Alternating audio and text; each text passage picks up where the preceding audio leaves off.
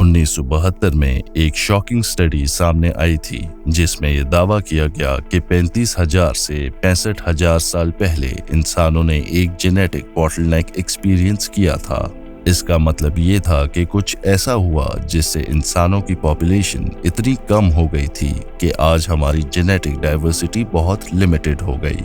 उस समय किसी को ये आइडिया नहीं था कि आखिर ऐसा क्यों हुआ, लेकिन 1990 के दशक के दौरान वैज्ञानिकों ने इसे एक बड़े वोल्केनो से जोड़ा जो 74,000 साल पहले फटा था, जिसका नाम था लेक टोबा।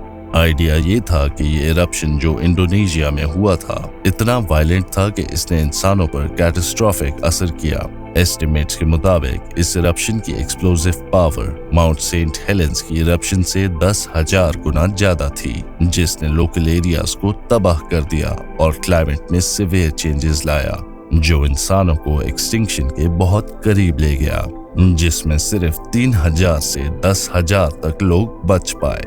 काफी अरसे तक यह हाइपोथेसिस मजबूत थी और लीडिंग बिलीफ थी कि यही हमारी जेनेटिक डाइवर्सिटी में कमी का कारण बना। लेकिन आजकल ये माना जाता है कि लेक टोबा इरप्शन का ह्यूमैनिटी पर इतना गहरा असर नहीं था। एक बड़ा आर्गुमेंट ये है कि जबकि कुछ पॉपुलेशन जरूर इफेक्टेड हुई होंगी, लेकिन जो ग्रुप्स वोल्केनो के करीब रहते थे उनमें से काफी हद तक सरवाइव कर गए।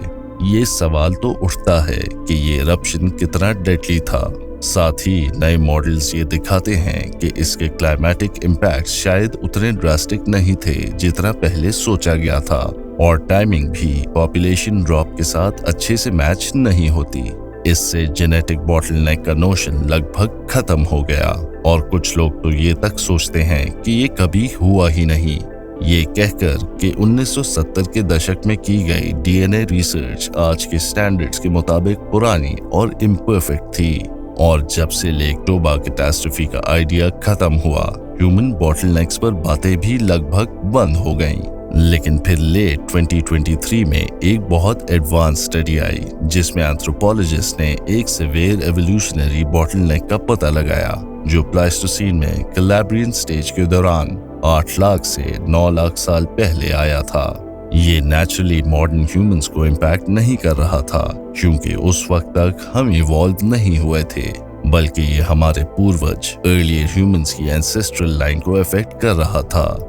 ये डिस्कवरी 3,000 से ज्यादा मॉडर्न ह्यूमंस के जीनोम्स को एनालाइज करके की गई, जिससे वैज्ञानिकों को पास्ट में झांकने का मौका मिला और ये पता चला कि इस बड़े डाई ऑफ के बाद जो पॉपुलेशन बची थी वो सिर्फ 1,280 लोगों तक कम हो गई थी।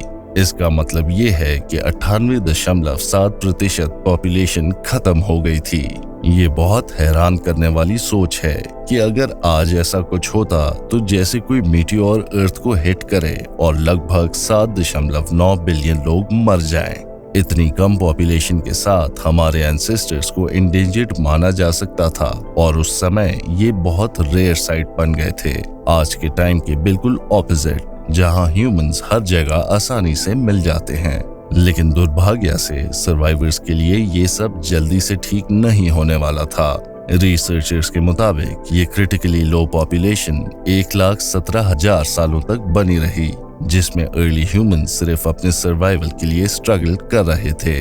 वैज्ञानिकों ने इस प्रोपोज्ड बॉटलनेक को फॉसिल्स के जरिए भी सपोर्ट किया, जिसमें 9,50,000 और 6,50,000 साल पुराने होमिनिन बोन्स की कमी देखी गई।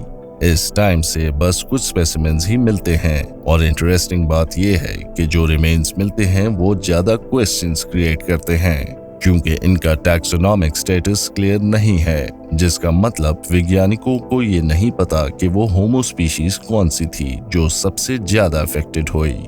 कुछ रिसर्च कहती है कि होमो एंटेसेसर को स्कल कंपैरिजंस के बेसिस पर रूल आउट किया जा सकता है और ये मिस्टीरियस स्पीशीज ज्यादा होमो हाइडेलबर्गेंसिस से मिलती थी जो आर्काइक ह्यूमन था और निएंडरथल्स और मॉडर्न ह्यूमंस के बीच का लास्ट कॉमन एंसेस्टर माना जाता है।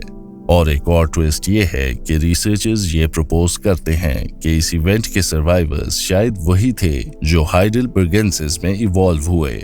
हम जानते हैं कि बॉटलनेक्स के दौरान कुछ मैमल्स में ऐसी इवोल्यूशन हो सकती है क्योंकि जेनेटिक वेरिएशन के लॉस के बाद नई पॉपुलेशन ओरिजिनल पॉपुलेशन से जेनेटिकली डिस्टिंक्ट हो जाती है। एक्सटिंक्शन इवेंट्स आमतौर पर इवोल्यूशन में एक बड़ा रोल प्ले करते हैं और सर्वाइवर्स को अडेप्ट करने या मरने पर मजबूर कर देते हैं। तो ये ऑब्सक्योर मोमेंट जो शायद होमो सेपियंस के इवेंचुअल क्रिएशन के लिए रिस्पॉन्सिबल था, उसका रीजन क्या था? ज्यादातर अर्थ की हिस्ट्री में जैसे होता है, इस बार भी ड्रामेटिक क्लाइमेट चेंज को कल्प्रिट माना जाता है। स्पेसिफिकली इसका सबसे बड़ा suspect middle Pleistocene transition event है, जो सिर्फ हमारे एंसेस्टर्स पर ही नहीं बल्कि पूरी दुनिया पर प्रोफाउंड इम्पैक्ट्स डाल रहा था।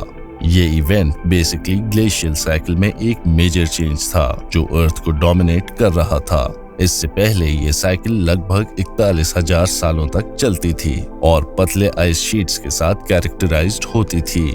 लेकिन ट्रांजिशन के बाद अर्थ ने मोटे आइस शीट्स और ज्यादा लंबी साइकिल्स देखने शुरू किए जो 1 लाख सालों तक चलती थी और इससे एनवायरनमेंट्स पर इमेंस स्ट्रेन आया। ये सोचा जाता है कि CO2 के ग्रेजुअल डिक्रीज और रेगुलेट्स में रिडक्शन, जो कि डिफरेंट मटेरियल्स से बना एक ब्लैंकेट होता है, ने इस शिफ्ट को ट्रिगर किया जो 1.25 मिलियन साल से 7 लाख साल पहले हुआ था। ये ट्रांजिशन एक बड़ा इवेंट माना जाता है, लेकिन इसमें कई एक्यूट इवेंट्स स्कैटर्ड थे, जिनमें से एक 0.9 MA इवेंट के नाम से जाना जाता है। अभी के लिए ये एग्जैक्ट मोमेंट ट्रांजिशन के अंदर वैज्ञानिकों के लिए बेस्ट बेट है कि ये स्पेसिफिकली उन अर्ली ह्यूमन पॉपुलेशंस को वाइप आउट कर रहा था, क्योंकि ये ट्रांजिशन का कोल्डेस्ट पॉइंट था और इसने अफ्रीका और यूरेशिया में ड्रायर कंडीशंस फॉर्म कर दी थी। इस ड्रास्टिक लैंडस्केप चेंज से कई एनिमल्स भी इफेक्ट हुए जो हमारे एंसेस्टर्स के साथ रहते थे, जिससे हंटिंग भी एक चैलेंजिंग टास्क बन गया था। डेंटल एविडेंस भी इस बात को सपोर्ट करता है क्योंकि उस समय के प्रीहिस्टोरिक अंगुलेट्स में डिस्टिंक्ट आइसोटोप लेवल्स पाए गए, जो ये दिखाते हैं कि इन जानवरों को भी अपनी डाइट को स्विच करना पड़ा था जब रिसोर्सेज कम हो गए थे। यानी सिर्फ अर्ली ह्यूमंस ही नहीं बल्कि दूसरे जानवर भी स्ट्रगल कर रहे थे, लेकिन अर्ली ह्यूमंस को सबसे ज्यादा सफर करना पड़ा। रिसर्चर्स कहते हैं कि इसके पीछे एक रीजन ये हो सकता है कि उनके पास आग का कंट्रोल नहीं था।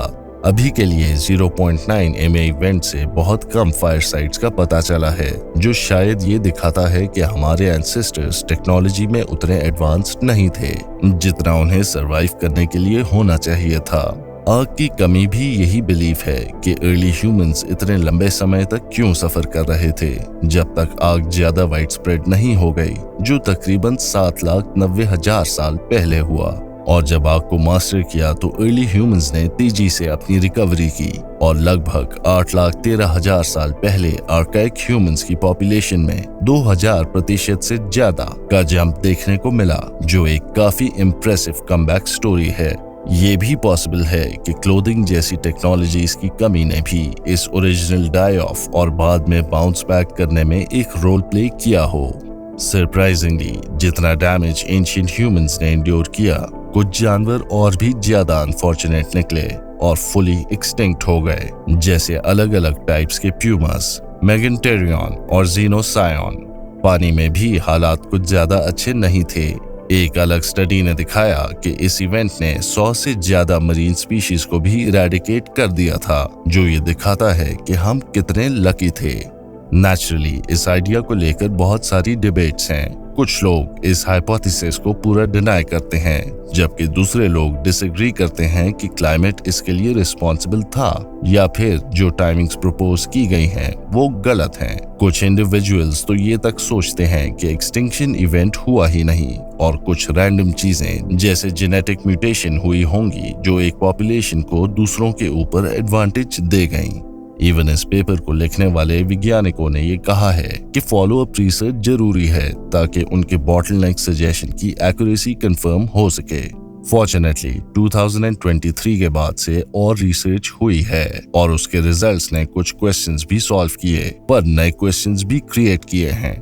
एक इंडिपेंडेंट टीम ने यह पाया है कि बॉटलनेक शायद हुआ तो था, लेकिन शायद ये पहले सोचे गए टाइम से भी पुराने टाइम में हुआ हो, शायद 1 मिलियन साल पहले। अगर ये सच है तो ये प्रूव करेगा कि 0.9 MA इवेंट हमारे एंसेस्टर्स के नियर एक्सटिंक्शन का मेन रीजन नहीं था। लेकिन एक और स्टडी आई जो ओरिजिनल पेपर और उसकी टाइमिंग्स को सपोर्ट करती है, लेकिन ये मानकर चलती है कि कोल्ड अकेला रीजन नहीं था। इस थर्ड स्टडी ने प्रपोज किया है कि क्लाइमेट ट्रिगर था, लेकिन बॉटलनेक का असली secret mass migrations out of Africa में था। आइडिया ये है कि जब टेम्परेचर गिरा और अफ्रीका ज्यादा एरिड हो गया तो सवानास कॉन्टिनेंट के मेजॉरिटी पार्ट में एक्सपैंड होने लगे, जिससे अर्ली ह्यूमंस अपने घरों से माइग्रेट करने पर मजबूर हो गए। आयरॉनिक तरीके से आइस शीट्स के बढ़ने और वाटर लेवल्स के गिरने से लैंड रूट्स इमर्ज हुए जो इनके माइग्रेशन में हेल्प कर गए। लेकिन दूसरी तरफ ब्रूटल कंडीशंस के कारण जैसे severe lack of fresh water, इनमें से ज्यादातर लोग सरवाइव नहीं कर पाए।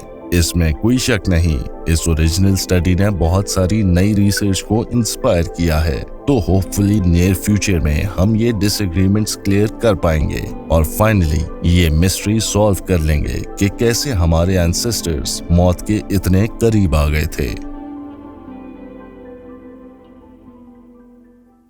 इस वीडियो को समाप्त करने से पहले मैं आप सबका धन्यवाद करना चाहूंगा। मैं उम्मीद करता हूं कि ये वीडियो आपको पसंद आई होगी। ये एक नया चैनल है एक्सटिंक्ट जू का हिंदी अंश, और हम आपका समर्थन लाइक, कमेंट्स और सब्सक्रिप्शंस के रूप में प्राप्त करना चाहेंगे। बेल आइकॉन को दबाना मत भूलिएगा ताकि हमारा अगला वीडियो अपलोड होने पर तुरंत आपको सूचित हो।